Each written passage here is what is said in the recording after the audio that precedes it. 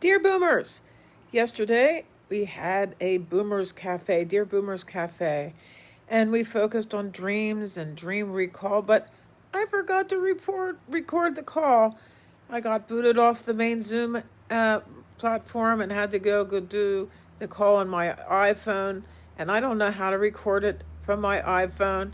I guess that's one more task to try to understand. Meanwhile, other people were having problems getting on too.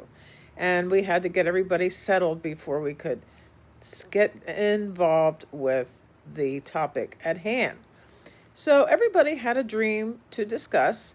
And as I have learned over the years, when one person has a dream that they share, everybody learns from it. And it's almost like what is in your inner soul is in my inner soul and yours as well. We can learn as much from another person's dream as the dreamer who has the dream. So for many years, some of us have been discussing our dreams in not any formal way. And some of us who were attending the Zoom yesterday were in a dream group back in the 1970s. A lot of those dream groups took place in my parents' living room.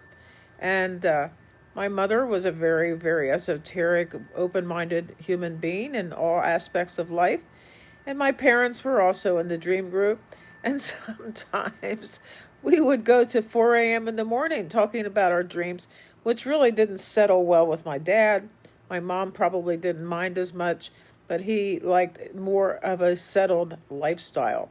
But anyway, we moved the meetings from house to house, and it was such a delightful time in my life, and it was so much fun to be able to replicate that on Zoom, because everybody on the Zoom live in different parts of the country. So it's funny to think how long ago the 1970s was, but that was kind of a period when new thought was on the horizon. And the thought and the whole idea of sharing dreams was part of that. My mother was one of the greatest talkers of all time, so I don't think she minded staying up late. In fact, she was more or less of a late night person. But more recently, we had a dream group, which was held on Zoom, and that went on for several years, and then it stopped mysteriously when I think the leader of the group became ill, but I'm not sure what happened to him because he was not, communicating with us. So we learned a lot from other people's dreams on that dream group. I was able to think about what these symbols were in another person's dream, and that symbol would show up in my own dreams. So, another thing is, by having a regular dream group, is that you tend to remember them more intimately, because you want to remember them, and you can tell your subconscious mind that you want to remember them. And there are certain impediments to not being able to remember your dreams. One of them is drinking alcohol, having a bunch of iPhones and iPads and televisions. And some people were saying, well, okay, alcohol suppresses dream recall, but what about medical marijuana? I think that medical marijuana probably does suppress dream recall because it also suppresses short-term memory and make it more difficult to capture a dream sequence, unless, of course, you're having a dream about a wild thing that happens, say, with your now past spouse. But we had several artists in the group who had very imaginative dream threads. Samantha, for instance, talked about coming home from a 3-week vacation and having so much to do around the house that she became overwhelmed at the prospect of reorganization. And I think she had a few problems with things breaking down and causing a mess. So she had a dream after she programmed her subconscious mind to remember the dream that she had a bag or a purse that was overflowing with clutter, and she made two bags because she probably does so. She made two bags, each with an eye, big eye sewn into it.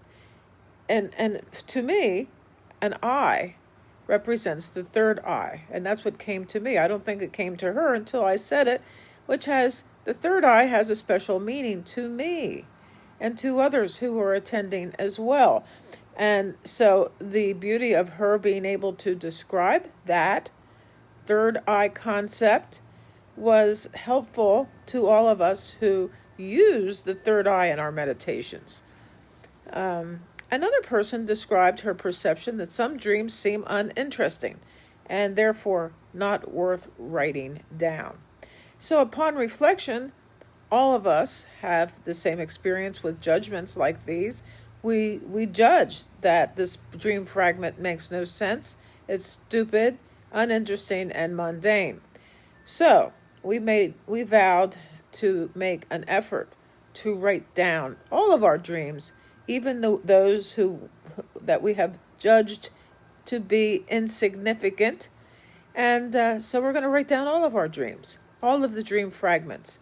And maybe some people were going to buy a new dream journal just for this new endeavor. I had a dream of a dog friend walking on the outside of my fence on her front paws, like an acrobat, really. And I felt I have had lots of trauma around losing dogs in my life.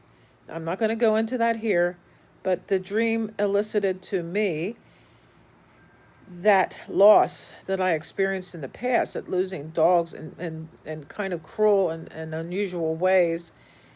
And I was not upset by this dog being on the outside of the fence. I was not afraid that this dog was going to run away on my watch because I was taking care of her. And I think it's a great stride for me not to be afraid of my dogs being hurt, because I take good care of them. I really do. So dream recall and remembering our dreams and having dream groups. The Dear Boomer Cafe is not necessarily concentrating on dream and dream symbols, and although I do believe we can tie it in as we move forward into our next topic. Because I lost the recording, perhaps we will have another subject of dreams, and perhaps we will do that again because, for instance, not writing down dreams that we deem to be insignificant and irrelevant, now that we have intended to write down these dreams, we can come back and discuss that. So until the next day and until tomorrow, please subscribe to this channel and do consider becoming a member of my Dear Boomer community. Love to all. Bye-bye.